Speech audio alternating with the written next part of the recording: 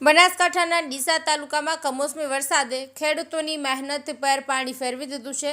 તાજેતરમાં ખેડૂતો બટાકાનું વાવેતર કર્યું હતું, પરંતુ અણધાર્યા વરસાદને કારણે ખેતરો પાણીથી ભરાઈ ગયા છે, જેના કારણે બટાકાનું બિયારણ જ સડી ગયું છે અને ખેડૂતોને ભારે નુકસાન વેઠવું પડ્યું છે। ડીસામાં શિયાળાની શરૂઆતમાં જ 2 ઇંચ કમોસમી વરસાદ પડ્યો હતો। આ વરસાદને કારણે ડીસા તાલુકાના માલગઢ, નાની આખોલ, રાણપુર સહિતના વિસ્તારોમાં ખેડૂતોના ખેતરો પાણીથી ભરાઈ ગયા। ખેડૂતો મોંઘા ભાવના બિયારણ અને ખાતર લાવીને બટાકાની ખેતી કરી હતી, પરંતુ ખેતરમાં ભરાયેલા પાણીથી બિયારણ સડી ગયું। આ બિયારણ હવે જમીનમાંથી ઉગી શકે તેમ નથી, જેથી ખેડૂતોને ભારે આર્થિક નુકસાન થયું છે। હવે ખેડૂતો આ ખેતરો ફરી ખેડી રહ્યા છે, જેથી જમીન વાવેતર માટે તૈયાર કરી શકાય। છેલ્લા 4-5 વર્ષથી ખેડૂતો વરસાદની અનિયમિતતાના કારણે અવારનવાર પાકનું નુકસાન ભોગવી રહ્યા છે। જો કે ખેડૂતોનું કહેવું છે કે હજુ સુધી સરકાર તરફથી પૂરતી સહાય મળતી નથી, તેથી હવે ખેડૂતો સરકાર પાસે સર્વે કરીને વાસ્તવિક નુકસાન મુજબ સહાય આપવાની માંગ કરી રહ્યા છે। જયંતિભાઈ ઠક્કર, ન્યૂઝ 16 ગુજરાતી। મારું નામ મોહનલાલ પૂનમાજી માળી, માલગઢ જોતરિયાન રાણી।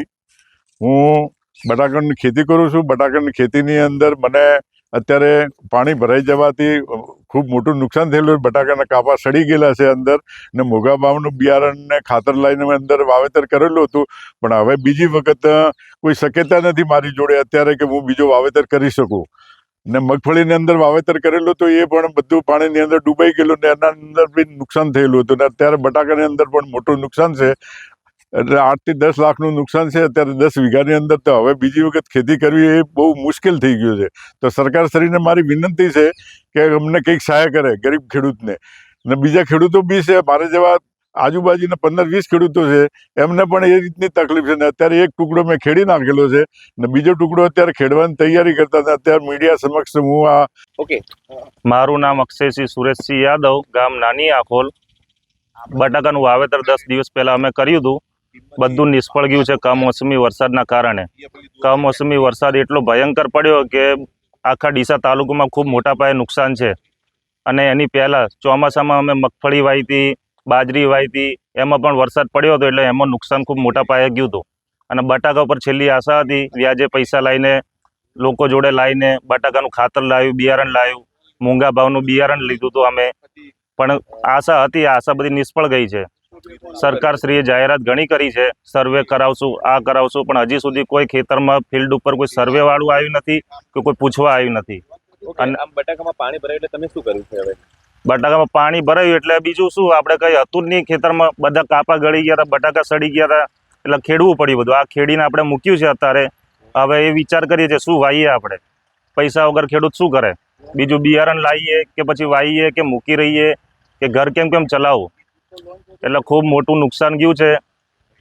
આ ખેડી નાખ્યું છે આપણે, આ ખેતર આખું, આમાં બી આશાથી થોડું ઘણું ઉગશે, પણ એમાં કંઈ ઉગ્યું નથી। 20 વીઘાનું મારે વાવેતર હતું, ખૂબ મોટા પાયે નુકસાન થયું છે અને હવે શું કરીએ એ જ વિચાર કરીએ છીએ। મારું નામ યાદવ નરસિંહભાઈ છે। અત્યારે મેં 20 થી 25 ખેતર ખેડ્યા છે બટાકાના, અને ખેડૂત અને ખેતરમાં બટાકામાં પાણી ભરી ગયેલું છે। આગળ મગફળીમાં બી પાણી ભરી ગયેલું હતું, ત્યારે બી મગફળી ખેડી હતી। મેં આટલા ખેતર ખેડ્યા, બીજા ટ્રેક્ટરવાળા બી ખેડ્યા હશે ને, એમને બી જે દેખીએ તો ટ્રેક્ટરવાળા બધા ખેડતા હોય, અત્યારે બટાકા બધા સડી ગયા છે। બટાકા સરકાર કોઈ સહાય હાલે ખેડૂતને તો ખેડૂત ઊભો થાય ને તો ખેડૂતને છેવટે આત્મહત્યા કે મારે છૂટકો છે। આવી પરિસ્થિતિ અને બિયારણ મોંઘો, આવી પરિસ્થિતિ ખેડૂતની હાલત ખરાબ થઈ છે। આખોલ નાની હરદેવજી ભગવાનજી, અત્યારે કમોસમ વરસાદ થવાથી બટાકાનું વાવેતર લાંબા પાયે થઈ ગયું હતું અને બટાકા સડી ગયા, અને હવે નવેસરથી વાવેતર કરવાનું હોય, બટાકા લાવવાનું, ખાતર લાવવાનું, મોંઘા ભાવનો બિયારણ, હવે ક્યાંથી આટલી જોગવાઈ કરવી? અત્યારે ખેતી કરવી એ ખેડૂતને ખૂબ મુશ્કેલ થઈ ગઈ છે, અને અત્યારે કોઈ સર્વે કરવાનો કોઈ આવ્યો નથી। એટલે સરકાર વિનંતી કહું છું કે ખેડૂતને તરત જ સહાય આપે અને એમને પગ ઉપર થઈ જાય તો સારું રહે। ઉનાળામાં ખેડૂત પાયમાલ થઈ ગયો, મગફળીમાં વરસાદ પડવાથી, અને કંઈ હાથમાં આવ્યો નથી। અત્યારે ખેડૂતની કફોડી હાલત છે। છોકરાને સામગ્રી આપી કે ખેતી કરવી એ શું કરવું એ એમને ખાસ વિચારવાનું છે સરકારને।